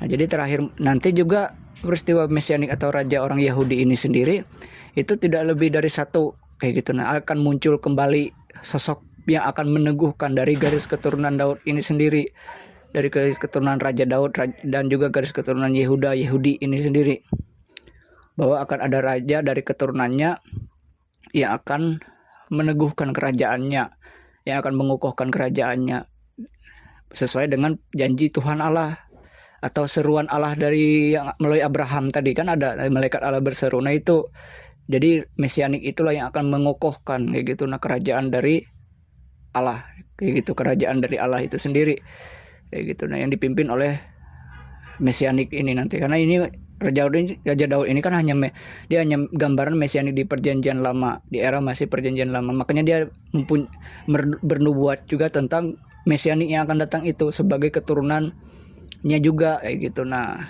itu orang Yahudi pun sedang menanti-nantikan Mesias. Nah, yang membedakannya dengan kekristenan nanti kita bahas di sesi selanjutnya kayak gitu, mengenai kekristenan itu bagaimana. Nah, hanya saja dalam kepercayaan kekristenan, Yesua HaMasiah atau Yesua Mesiaka atau Yesua di Nazaret lah yang menjadi Mesias yang dipercaya sebagai Mesias itu sendiri atau raja yang diurapi Tuhan Allah kayak gitu. Itu sih sebenarnya. Jadi terkait munculnya Mesias itu akan muncul kembali kayak gitu, nah diteguhkan oleh Tuhan kayak gitu. Nah, seperti siapa sih yang nggak kenal kayak gitu nah dengan Raja Daud kayak gitu nah, atau Raja David dalam bahasa Inggrisnya, tapi yang jelas dalam bahasa Ibrani disebut sebagai Raja Daud kayak gitu nah, yang menulis lebih dari kitab Mazmur, kitab puji-pujian atau Zabur dalam bahasa Arab. Nah jadi itulah yang memang terkenal dari kisah mesianik ini, atau bukan kisah tapi pemaparan mesianik ini, yaitu janji yang digenapi, janji Abraham yang digenapi itulah melalui Yehuda, berkat yang digenapi karena Yakub memberkati Yehuda dengan berkat tersebut, dan berkat dari dari Yehuda itulah terjadi melalui Raja Daud gitu. Nah, Raja Daud dan Salomo sih sebenarnya, tapi dalam hal ini pembahasannya adalah Raja Daud itu sendiri. Itu dibuatkan oleh para nabi pada saat itu bahwa garis keturunannya akan membangun sebuah rumah Tuhan atau disebut sebagai Bait Allah pertama, yaitu Salomo. Hanya saja seperti yang di awal pembahasan tadi, itu mengalami rentetan pelanggaran perjanjian, yaitu dengan mengizinkannya dewa-dewa tadi masuk ke dalam lingkungan mereka, padahal secara jelas mereka sudah punya hukum-hukum yang jelas dan ketat kayak gitu. Nah, ketika bangsa Israel menyimpang atau menyembah banyak Allah kayak gitu, nah harus dihukum mati sebenarnya menurut firman Allah, harus dibunuh. Tapi karena Allah itu adalah Allah yang setia, Allah yang baik kayak gitu, nah dia tidak selalu mendatangkan malapetaka, tapi malapetaka memang selalu ada ketika zaman yang seperti ini, karena hampir semua keturunan Daud, bahkan Daud sendiri pun jatuh dalam dosa, jatuh dalam pelanggaran kayak gitu. Nah, bahkan Salomo sendiri menurut tradisi orang Yahudi itu mempunyai lebih dari 1000 istri kalau nggak salah. Aku pokoknya lupa lah, pokoknya banyak istri. Nah itulah yang menyebabkan Mesias pertama ini atau yang diurapi pertama ini hanya mampu memberikan gambaran tentang Mesias yang sebenarnya di masa yang akan datang. Namun walaupun dalam hal ini berbedanya dengan kekristenan, Yahudi masih menantikan kayak gitu. Nah, yang diurapi itu dari garis keturunan Daud, karena bagi mereka garis keturunan Daud yaitu Mesias yang setelah Daud ini, atau tunas dari Daud atau tunas Isai dari keturunan Daud itu harus membangun bait suci lagi, harus memulihkan peribadatan mereka lagi, mempersembahkan korban ini dan situ sebagainya. Ya padahal masa sih kita yang manusia harus disamakan dengan binatang gitu nah, dengan banyak sekali darah yang bertumpahan darah kayak gitu. Masa kita disamakan pikiran kita dengan domba, padahal secara pemahaman kita yang mengembalakan domba-domba yang ada di perjanjian lama. Itu kalau kita pemahaman, kalau kita memahami ilustrasinya kayak gitu, itu yang menyebabkan harus datang lagi seorang mesianik yang sekaligus mengokohkan kerajaan Daud sekaligus menggenapi nubuatan para nabi. Itulah janji mesianik atau berkat mesianik, atau dalam istilah bahasa Inggris itu disebut sebagai messianic blessing. Messianic blessing ini adalah merujuk kepada janji Mesias kayak gitu. Nah, karena memang di dalam kepercayaan orang Yahudi memang ada orang Ibrani yang memang disebut sebagai Yahudi mesianik atau Yudaisme, bukan Yudaisme tapi Yahudi mesianik atau orang Ibrani Kristen kayak gitu. Nah, nanti bisa tanyakan saja dengan mereka, pasti mereka mampu menjelaskan lebih baik dari di konten ini kayak gitu. Nah, memperkenalkan tentang bagaimana sih perjalanan seluk-beluk kayak gitu nah dari generasi antar generasi, karena dalam Shema Israel kalau tidak salah itu harus dijelaskan kepada garis keturunan, kepada anak-anak, kepada cucu-cucu dan sebagainya, harus diajarkan kayak gitu bagaimana perintah Tuhan, bagaimana firman Allah supaya tidak putus kayak gitu nah. Karena memang dalam sejarah Israel ketika mereka melanggar, ya Allah pasti tidak akan membiarkan dosa terjadi, karena itu bagi Allah batu sandungan. Makanya dalam firman-Nya melalui para nabi, dia meletakkan kayak gitu semacam batu sandungan, batu sentuhan, supaya orang tuh yang percaya tidak akan mendapat malu, tidak akan gelisah. Tapi mereka yang tidak mau taat, ya itulah batu disebut batu sandungan kayak gitu. Nah, bukan tersandung karena orang lain, tapi karena kesalahannya sendiri. Makanya ada istilah dalam hukum Torah atau hukum Taurat, ketika seorang berbuat dosa, ya dia mati karena dosanya sendiri kayak gitu. Hanya saja dalam hal ini Tuhan memberikan kesempatan untuk bertobat kayak gitu. Nah, kematian itu adalah final bagi batas seseorang kayak gitu. Nah, tapi selama dia diingat sebagai orang yang baik, dikenal sebagai orang yang benar, tapi di hadapan Allah kalau dia tidak percaya, dia mati dalam keadaan sebagai orang yang fasik juga. Karena memang iman itu penting, tapi iman juga di berhubungan dengan juga, semacam kebiasaan juga kayak gitu. Jadi lingkungan orang Yahudi ini sebenarnya lingkungan yang ketat kayak gitu nah.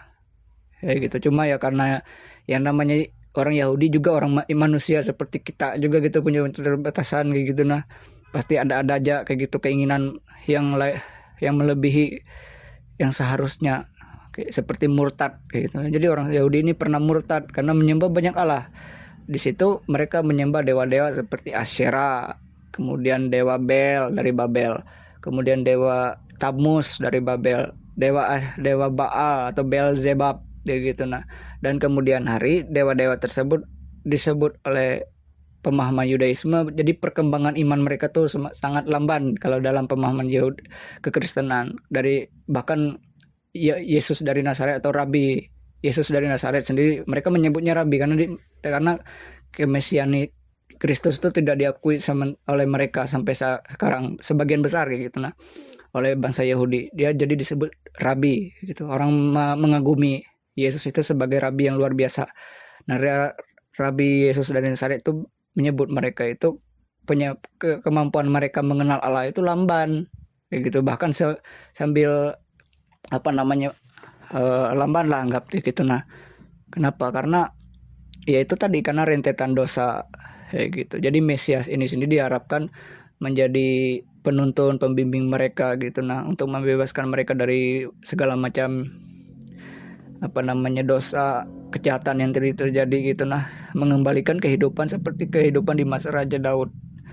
Tapi kalau mereka selalu berpikir tentang dunia terus, sampai kapan mereka memikirkan bagaimana untuk kembali kepada kehidupan di mana bersama-sama dengan Allah kayak gitu nah. Karena mereka sendiri memahami tentang sorga baru ketika kalau tidak salah di pembuangan di Babel baru mereka memahami.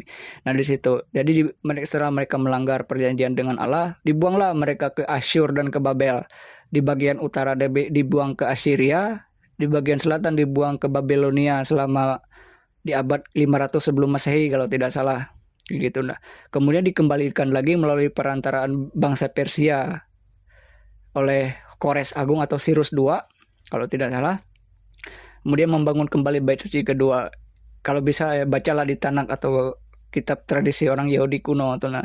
Tidak perlu sampai panjang lebar kita membahas di sini. Nah, jadi itulah pembahasan mengenai bagaimana sih ini adalah suatu kesinambungan kayak gitu nah. Seperti Shema Israel atau disebut sebagai hukum kasih dalam bahasa orang kekristenan, itu dimana diajarkan terus dari keturunan ke keturunan, dari generasi ke generasi tentang hukum-hukum Allah, perintah-perintahnya dan firman-Nya. Disitulah kisah ini menjadi berkesinambungan kayak gitu. Nah,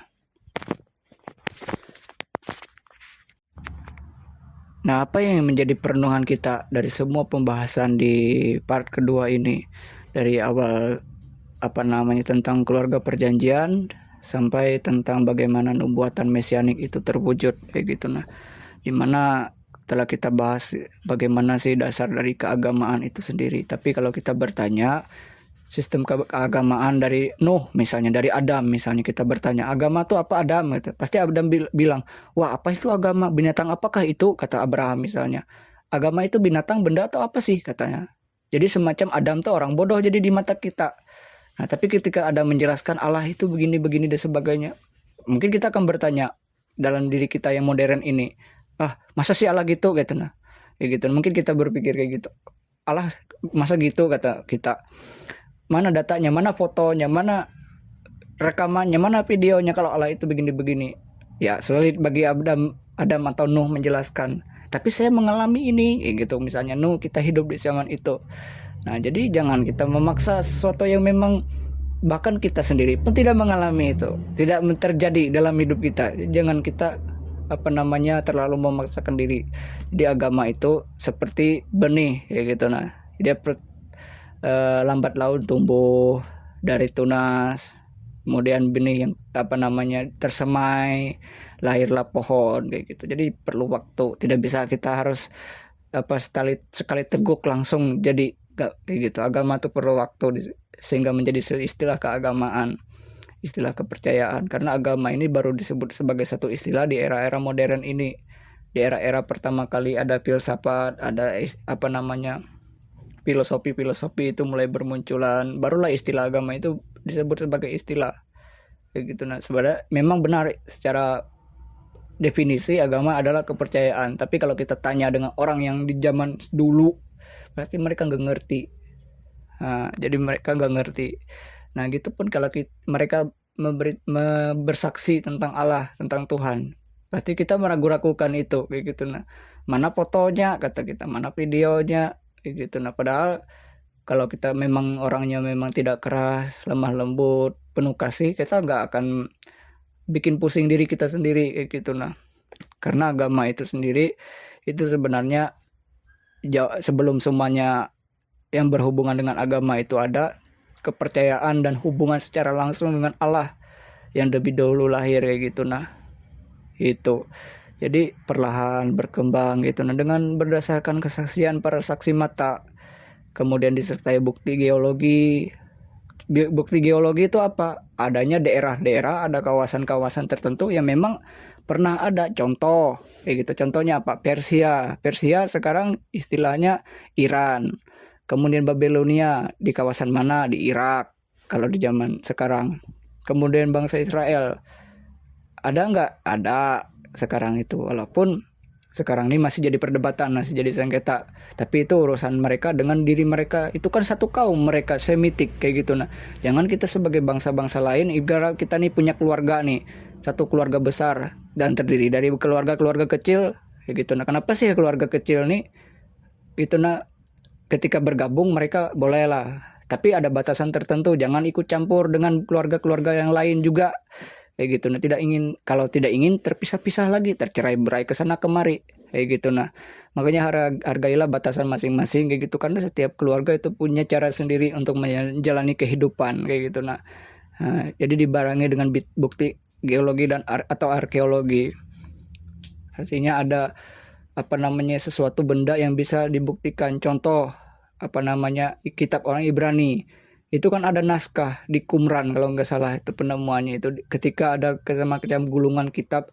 yang disembunyikan orang zaman dulu, karena dulu tuh orang menulis kitab tuh dengan kulit, kalau nggak salah kulit binatang, papirus kah, atau semacam kulit dari daun kayak gitu. Nah, dari daun kayak gitu, daun yang dikeringkan kayak gitu. Nah, itulah perkembangan waktu dari ke waktu. Jadi kita ilmu pengetahuan itu perlu waktu.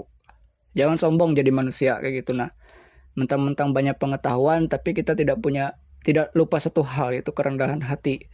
Karena ya kalau kita menyombongkan diri, jangan kaget kalau satu hari kita menjadi bodoh. Karena Tuhan tuh bisa gitu, memperlakukan orang yang kelihatannya tahu semuanya, sehingga yang tahu semuanya menjadi kelihatan bodoh bisa gitu, dan yang tidak tahu apa-apa menjadi banyak pengetahuan dengan dia banyak belajar. Itu pentingnya kayak gitu. Nah, orang Yahudi itu kayak gitu dalam Shema Israel mereka kayak gitu. Mereka mengajarkan anak-anak mereka begini, moral yang baik begini, bertoleransi kayak gitu. Nah, begitu pun di Indonesia. Di Indonesia ini sebenarnya toleransi itu awal mulanya itu sebelum istilah toleransi itu muncul di Indonesia, itu dipopulerkan oleh Persia juga, bangsa Persia dari media Persia, karena ada raja bernama Darius dan Kores atau Cyrus itu yang mengizinkan semua agama itu boleh berdiri kayak gitu. Nah, kayak gitu. Nah, itulah toleransi pertama kali dipopulerkan kayak gitu. Nah, jadi toleransi itu jauh sebelum Indonesia lahir. Dalam wujud Pancasilanya, raja pertama yang mempopulerkan itu kan dari Raja Kores atau Cyrus kayak gitu. Nah, atau Raja Persia pertama kayak gitu. Walaupun bangsa Persia sendiri punya banyak Allah, punya banyak ilah-ilah mereka, tapi mereka termasuk keturunan Yafet dan juga asimilasi dari Semit juga kayak gitu. Mereka yang menguasai wilayah bagian Mesopotamia Aku lupa bagian barat ke bagian utara, sampai ke wilayah kawasan India bagian utara kalau nggak salah. Nah, jadi begitu. Nah, ada bukti arkeologi dan bukti geologinya yang menyertai itu. Bahkan manusia itu ciptaannya tidak jauh dari bumi itu sendiri, kayak gitu. Artinya sebagai manusia kayak gitu. Dan waktu di mana manusia itu hidup satu zaman dengan mereka, kayak gitu. Itu yang perlu kita tanyakan. Kita nggak, misalnya gini, kita cerita dengan orang tua atau dengan kakek nenek kita tentang pengalaman mereka di masa lalu. Karena kita tidak mengalami apa yang mereka alami, ya kita hanya bisa percaya.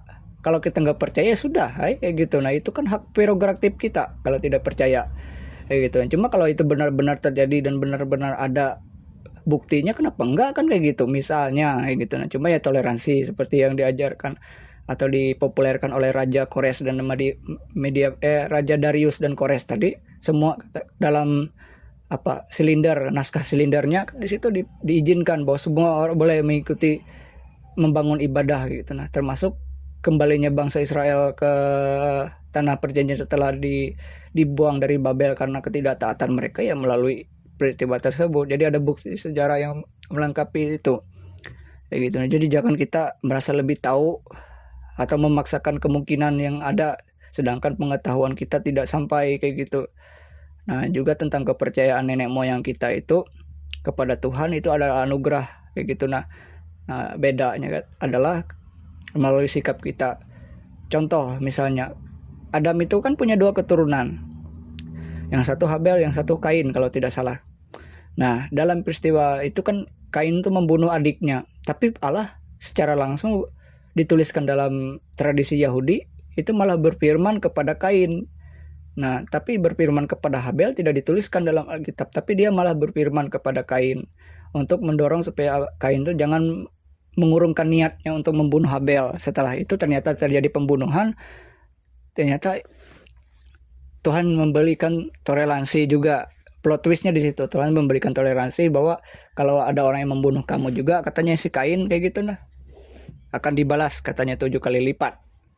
Jadi orang 7 kali lipat itu artinya 7 orang setelah kamu dibunuh sama, kayak gitu. Nah itu contoh gitu. Jadi Tuhan itu berbicara atau tentang kepercayaan itu anugerah Allah gitu. Nah, kasih karunia, terpilih dan penerimaan gitu. Nah, kita percaya Tuhan itu sendiri, dan juga di samping itu sekaligus Tuhan itu bisa mempercayai kita gitu. Nah, jadi kita misalnya ada orang mempunyai rekam jejaknya sebagai seorang yang mempunyai kesaksian pribadi mengalami itu, dan kita melihat kesaksiannya itu benar. Oh iya benar, dia ini pernah buta misalnya, tapi dia sembuh dari kebutaannya. Yang melakukannya siapa? Misalnya Tuhan. Misalnya dalam kekristenan Yesus menyembuhkan orang buta. Nah, kita tanya dengan orang butanya itu, pernah kamu memang dulu buta? Iya buta saya gitu. Tapi kalau saking tidak percayanya kita dengan orang buta, misalnya dia buta sampai orang tuanya dipanggil, itu saking tidak percayanya. Tapi kalau sudah 3-2 saksi atau lebih tetap tidak percaya, itulah hak prerogatif, kayak gitu. Nah, hak toleransi, kayak gitu. Tapi kalau orang-orang yang memaksa-maksakan diri itu jangan heran, itu bisa harus di cross check dirinya sendiri, diperhatikan dirinya, apakah aku ini baik saja atau lagi sakit, kayak gitu. Nah, lagi tidak waras atau gimana gitu. Nah, lagi sakit nggak mental, timbul memaksa-maksa orang, kayak gitu. Nah, oke, kita lanjut. Nah, jadi jika semacam kepercayaan tadi tidak seperti Shema Israel tadi tidak dilanjutkan, Shema Israel itu kan semacam hukum tentang mengasihi Allah gitu. Nah, tentang mengingat perjanjian kekalnya, tentang mengingat hukum-hukumnya, diwariskan dari satu generasi ke generasi lain. Nah, apabila itu terjadi penyimpangan atau ketidaktaatan dalam generasi antar generasi tersebut, maka yang terjadi adalah dosa-dosa yang bertubi-tubi, dosa yang selalu bersiklus, kayak gitu. Nah, nggak pernah putus. Tapi dalam hal ini sebagai penutup dalam kisah ini memang ada satu pribadi yang memang berkuasa untuk menyelamatkannya dari manusia dari dosa. Nah, dalam kekristenan kami percaya bahwa Rabi Yesus Mesias itu sebagai Tuhan, sebagai Allah. Nah, tapi bagi orang Yahudi kemesianiknya itu masih dipertanyakan sebagian besar, kayak gitu. Nah, kenapa? Karena mungkin ya itu tadi ada miskomunikasi antar generasi, terputus di tengah jalan, kayak gitu. Nah, sehingga iman atau agama yang disebut kita sekarang itu menjadi blunder kayak gitu. Nah, kita tanya dengan si itu, misalnya kita cari saksi nih, cari tahu kebenaran. Oh, saya udah tahu gitu lah. Oh, kisahnya begini begini gini. Tapi kita ketanya lagi yang satu lagi, oh bukan begitu katanya. Sebenarnya begini begini begini. Tanya lagi ke saksi yang satu, oh bukan kayak gini gini gini. Akhirnya apa? Muncullah semacam apa namanya paradoks kayak gitu, nah, yang macam-macam pandangan. Nah, untuk melawan paradoks tersebut lagi dan jila kita berpengetahuan gitu, nah, wawasannya ditambah banyak lagi kayak gitu. Dan juga kalau itu sudah ada saksi, ada bukti-bukti arkeologisnya, karena kan sekarang kan banyak sekali kayak gitu, nah, bukti sejarah banyak sekali kayak gitu, nah, sumber-sumber yang ada kayak gitu, nah, bahkan yang lebih lebih apa lebih lebih komprehensif dari apa yang dipaparkan ini kayak gitu. Nah, karena kalau kita sendiri tidak memelihara itu, memelihara iman, memelihara pengajaran. Jadi apa yang di dalam video ini bersifat edukasi, pengajaran gitu. Nah, dan juga video ini tidak luput dari apa yang salah kayak gitu. Nah, kesalahan bukan berarti video ini adalah video yang jahat kayak gitu. Tapi video yang juga tidak luput dari kekeliruan kayak gitu. Jangan langsung kita ngejokes ketika sesuatu itu salah lalu seakan jahat kayak gitu. Nah, padahal cuma salah kayak gitu. Cuma bagi Tuhan memang kesalahan dan kejahatan itu tidak jauh, sama-sama berdosa. Tapi bagi kita manusia, kesalahan itu bisa diperbaiki, bisa diluruskan kembali. Tapi kalau kita memahami dari segi kesempurnaan Tuhan, memang itu dosa kayak gitu. Nah, memang dosa kayak gitu, kekeliruan itu dosa.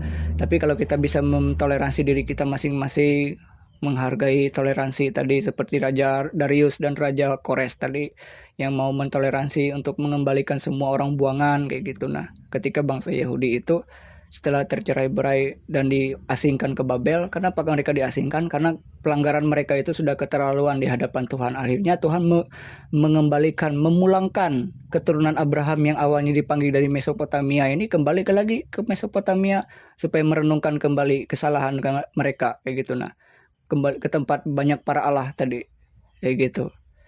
Itulah yang membuat bangsa Yahudi itu bingung. Para nabi pun bertanya kenapa sih Tuhan memakai bangsa dari utara yang disebut Babel itu. Nah, karena itu adalah maksud Tuhan itu supaya mengingat kembali kayak gitu. Nah, apa sih yang telah kita teguh, apa sih perjanjian atau hubungan kita semula ini seperti apa.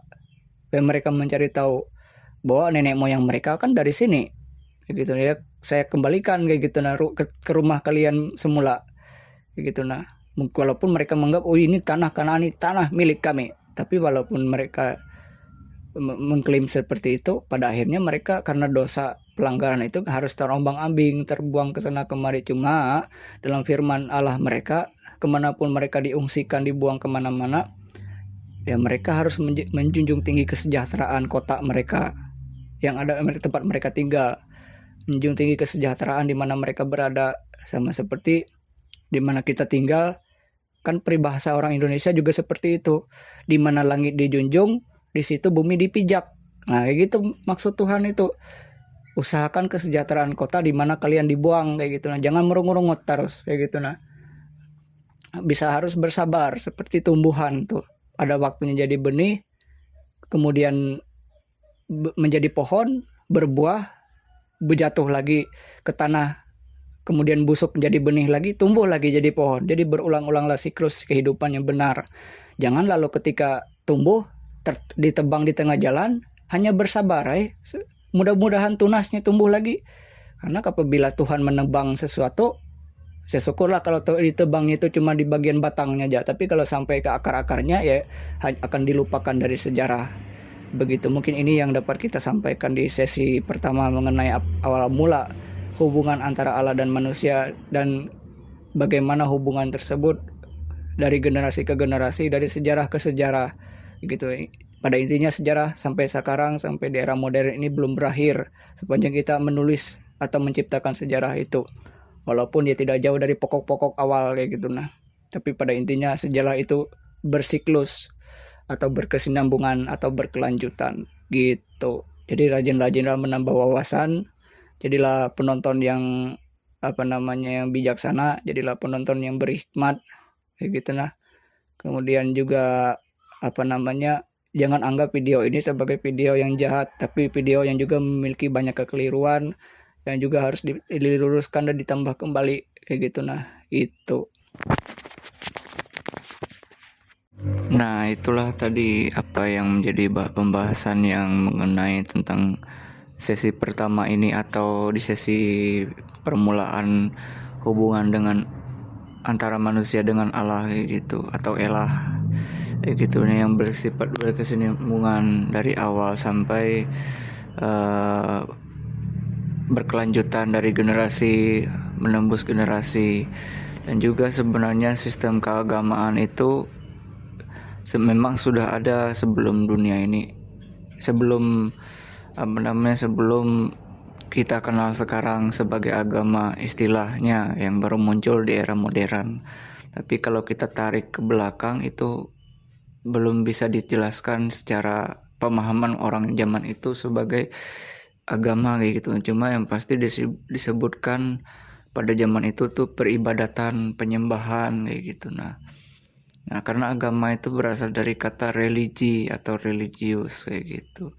Nah, jadi di sini sebagai penutup kita harus pahami bahwa channel tracking rohani ini itu bertujuan untuk men-track atau menjelajahi ruang dan waktu yang telah dipelajari, dipahami kayak gitu. Nah, dari waktu ke waktu, dari sumber-sumber yang ada kayak gitu. Nah, karena bisa saja setiap kali kita membaca buku atau setiap kali kita menonton video-video yang ada atau mendengarkan teori-teori, itu harus kita ketahui apakah sumber-sumbernya itu bisa dipercaya dulu, dan orang yang memberikan pemaparan atau kesaksian itu benar adalah orang-orang yang benar. Orang-orang yang benar itu bisa kelihatan dari cara dia berbicara, dari kehidupan yang dia jalani, dari buahnya kayak gitu. Nah, dari buah kehidupan yang dia jalani kayak gitu. Nah, jadi kita tidak perlu sampai tersesat kayak gitu, sampai disesatkan atau terombang-ambing oleh tipu daya gitu, nah, oleh tipu muslihat orang di era zaman sekarang ini mengenai kepercayaan atau agama kayak gitu. Nah, karena agama saja bisa dipakai oleh kepentingan tertentu kayak gitu, nah, untuk masuk tertentu. Padahal agama itu adalah secara definisinya adalah hubungan erat antara Tuhan dan manusia. Nah, saya sendiri secara pribadi sebagai content creator ini itu juga takut akan Tuhan kayak gitu. Nah, dan saya sendiri dalam membuat konten ini pun perlu kehati-hatian kayak gitu. Nah, apalagi jika ada tutur kata yang kurang berkenan tadi.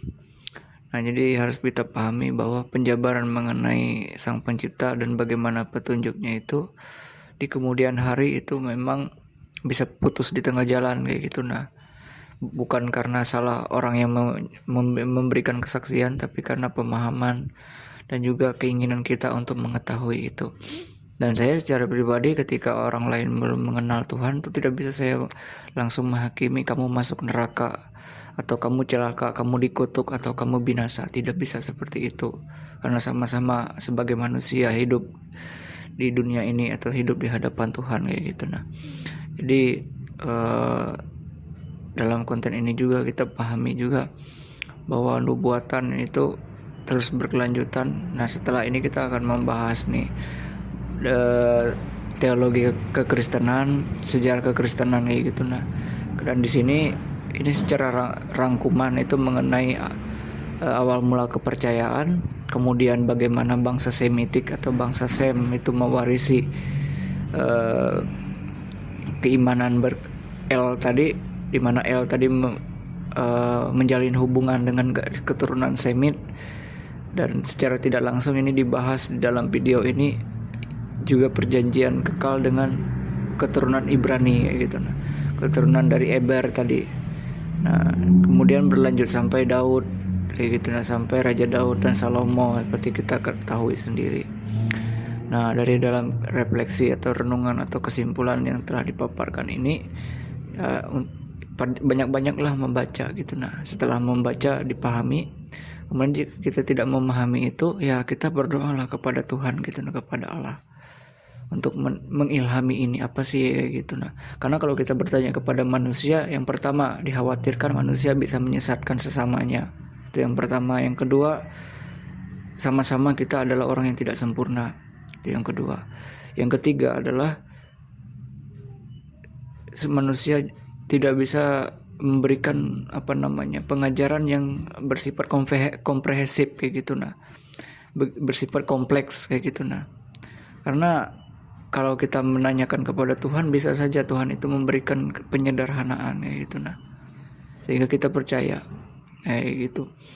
Ini dalam hal ini, setelah ini kita akan membahas tentang bagaimana sih perkembangan ketiga kepercayaan ini, dan di sini saya lebih mengkhususkan ke arah kekristenan gitu. Nah, karena seperti yang kita pahami, kekristenan mengalami perkembangan berdasarkan dari Yudaisme itu sendiri. Ibarat pohon tidak jatuh pohon buah jatuh tidak jauh dari pohonnya gitu. Nah, itulah kekristenan gitu. Nah, tidak dapat dipisahkan dari kisah ini juga gitu. Nah, dari kisah sejarah dari dari hubungan manusia dengan El sampai bangsa Semit, sampai Raja Daud dan seterusnya, para nabi, era raja-raja, sampai ke zaman dari Israel kuno di bawah penjajahan Romawi. Nah, jadi kita harus pahami kayak gitu. Nah, di era kekristenan, di era penjajahan Romawi dan Yunani, di era zaman Yunani dan Romawi gitu. Nah, karena di era penjajahan Romawi itu bahasa yang paling sering digunakan internasional itu adalah bahasa Yunani kayak gitu. Nah, jadi itulah yang nanti akan kita bahas di video kita selanjutnya. Jangan lupa subscribe dan like video ini sehingga dapat terilhami secara perlahan kayak gitu. Nah, dan juga jangan lupa share juga ke teman-teman yang lain sehingga mungkin ada yang bisa lebih baik dari video ini, karena tidak bisa dijadikan patokan nomor satu kayak gitu. Nah, cuma ini adalah kesimpulan untuk mendukung pernyataan-pernyataan dari para ahli kayak gitu. Nah, para teologis kayak gitu, para teolog yang juga yang menyebutkan ini semua, para apologet juga gitu. Nah, tapi saya percaya teolog dan apologet yang memang itu benar-benar sumbernya berdasarkan bukti sejarah gitu. Nah, seperti kesinambungan Shema Israel tadi, atau dalam bahasa kita, bahasa Indonesia disebut sebagai hukum mengasihi Allah kayak gitu. Nah, yang diajarkan secara berkelanjutan, yang juga diajarkan oleh Yesus Kristus juga dalam kepercayaan orang kekristenan kayak gitu. Nah, itu. Jadi jangan lupa komentari juga, siapa tahu ada yang lebih baik, yang lebih lebih berpatokan kayak gitu. Nah, karena sebagai kreator juga kami menyadari bahwa kami pun tidak luput dari apa yang disebut dengan kekeliruan, tapi bukan berarti kekeliruan yang kami alami ini sebagai satu sumber kejahatan atau sumber sesuatu hal yang bersifat menyesatkan banyak orang kayak gitu. Karena memang inilah penjelasan berdasarkan bukti-bukti kayak gitu. Nah, kita mungkin jangan terlalu kita menekan gitu, memaksa, tunjukkan buktinya, tunjukkan bendanya, sedangkan saya ini bukan ahli geologi, bukan ahli arkeolog kayak gitu. Nah, sedangkan saya juga bukan ahli di bidang yang mendalami itu. Nah, jangan seperti orang yang memaksakan diri sesuatu yang dia sendiri pun juga belum tentu paham kayak gitu. Nah, gitu. Jadi jangan lupa like dan subscribe, dan nantikan channel atau siaran selanjutnya, video-video selanjutnya yang mungkin lebih baik dari ini, yang akan lebih disederhanakan lagi bagaimana pemahaman tentang kekristenan Tritunggal dan perkembangan dari pengajaran-pengajaran kekristenan itu sendiri, dan keimanannya juga seperti apa, supaya jangan kita saling salah paham lagi, supaya kita bisa saling menghargai satu dengan yang lain gitu. Nah, untuk menyembah, karena siapa tahu nih, misalnya orang Ibrani itu benar dan kekristenan juga benar kayak gitu. Nah, atau mungkin tergantung hak prerogatif Tuhan juga gitu, hak prerogatif Allah kayak gitu. Nah, tapi kami kekristenan juga sama-sama mengakui akan ketidaktahuan juga, tapi menyadari juga akan keterbatasan namun kami juga percaya akan sesuatu hal yang bersifat lebih tinggi, yang lebih berkuasa, yang lebih istimewa, yang dipilih, yang dikuduskan dan juga disucikan untuk melakukan hal-hal yang istimewa gitu. Nah, seperti Raja Daud tadi dalam kisah video atau slide sebelumnya kayak gitu, dalam pembahasan kita di hal-hal sebelum ini kayak gitu. Nah, di video sebelumnya juga itu dipaparkan juga gitu. Nah, jadi kalau ingin nanti memahami tentang kekristenan, nanti bisa tonton kembali video ini kayak gitu supaya paham kayak gitu. Nah, iman kekristenan itu seperti buah yang jatuh tidak jauh dari pohonnya. Jadi Yudaisme atau kepercayaan orang Ibrani itu tidak jauh dari kami kekristenan kayak gitu. Nah, seperti yang diungkapkan tadi, kekristenan dan Ibrani, kepercayaan Yudaisme itu seperti satu wilayah beda rumah kayak gitu. Nah, dan dalam kekristenan itu memang banyak beberapa alirannya, tapi harapannya di sini adalah kita saling mendoakan satu dengan yang lain, saling memberkati satu dengan yang lain, karena mengutuk saja itu sangat berdosa sekali gitu. Nah, bagi kami kekristenan mengutuk orang saja tidak boleh. Kami harus diajarkan mengasihi kayak gitu. Nah, apalagi sampai mengutuk Israel, itu tidak boleh. Mengutuk orang saja sudah salah, sudah berdosa kayak gitu. Nah, coba aja kalau kita pikir nih, kita menyebut orang lain itu binasa, kan tidak enak kayak gitu. Nah, tapi kecuali kalau Allah sendiri yang mengungkapkan itu, kecuali itu kuasa ilahi sendiri yang berbicara, hal itu tidak bisa diganggu gugat gitu. Nah, kalau memang malapetaka terjadi, ya terjadilah kata Tuhan gitu. Nah, atau firman-Nya Allah itu. Cuma kalau kita manusia tidak boleh berkata kepada bangsa lain, kalian dikutuk kayak gitu, kalian terkutuk. Jangan mengutuk orang saja, itu tidak boleh kayak gitu. Hanya saja kita mendoakan satu dengan yang lain, memberkati satu dengan yang lain gitu. Inilah yang harus dijembatani gitu. Nah, apalagi kekristenan dengan berbagai payungnya kayak gitu. Nah, satu payung beda kamar nih, saling mendoakan dengan saudara-saudaranya kayak gitu. Nah, kayak gitu. Nah, sama seperti 12 rasul atau 12 murid Yesus itu kan mereka beda-beda kepala mereka. Bahkan dalam pemberitaan Injil mereka sendiri, wilayah mereka memberitakan Injil pun beda-beda gitu. Nah, tapi walaupun 12 rasul tersebut berbeda tempat untuk memberitakan Injil, mereka bukan berarti bertengkar. Tidak mungkin antara Santo Petrus dengan Rasul Paulus atau Santo Paulus dalam kepercayaan Katolik itu langsung berkelahi terus-terusan gitu. Nah, mungkin mereka bisa berselisih pendapat kayak gitu. Tidak mungkin kayak gitu. Nah, sampai lama-lama kayak gitu Rasul Petrus dendam dengan Rasul Paulus. Mungkin pernah lah mereka berdua sebagai satu rasul itu mungkin ada cekcok atau ada perdebatan, tapi tidak langsung membenci, tapi hanya meluruskan sesuatu. Misalnya Rasul Paulus berusaha meluruskan apa yang diungkapkan Rasul Petrus misalnya, atau murid Yesus gitu. Nah, karena rata-rata murid Yesus kan ada yang pemungut cukai, ada yang nelayan gitu, ada yang pokoknya orang-orang yang memang di kalangan bawah gitu. Nah, itu hanya saja itulah tantangan kepercayaan dalam kekristenan. Bagaimana kita bisa percaya dengan orang-orang yang secara klasternya sendiri itu, secara secara kelas-kelasnya sendiri itu begitu berbeda dengan kita gitu. Nah, bagaimana kita menerima mereka?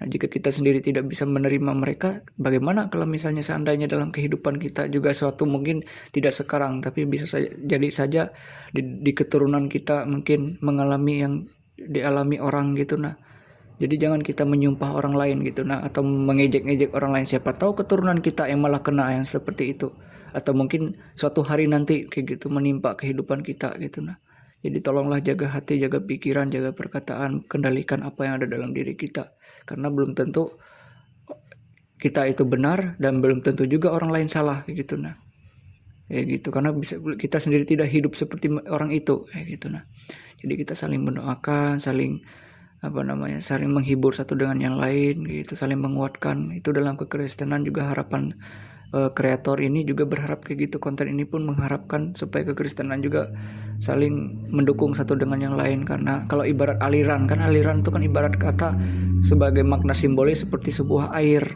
Nah, airku, masa air sungai terpisah-pisah seakan-akan dibatasi oleh kan bukan sungai kalau misalnya disebut sebagai aliran, kan kayak gitu. Berarti itu danau, bisa itu waduk kah. Nah, tapi kalau dia sama-sama memiliki arah airnya, artinya arah sumber airnya itu sama, satu payung kata orang, satu mata air gitu. Nah, tidak bisa kita saling menuduh satu dengan yang lain. Orang-orang yang suka menuduh itu berarti dia harus mencek dirinya sendiri, apakah keadaannya baik-baik saja, atau siapa tahu kan bisa dirasuki iblis juga, seperti Yudas Iskariot atau salah satu murid Yesus yang melakukan pengkhianatan kayak gitu. Nah, timbul-timbul gitu, nah membuat gebrakan baru kayak gitu, seolah-olah mau memberikan orang miskin kayak gitu. Nah, maksudnya memberi sedekah kepada orang miskin, tahu-taunya menjual Yesus kayak gitu dengan 30 keping perak. Itu dalam kisah kekristenan. Nanti kita akan bahas di video kita selanjutnya. Dari apa yang telah kita bahas ini, semoga bisa bermanfaat, dan see you next time.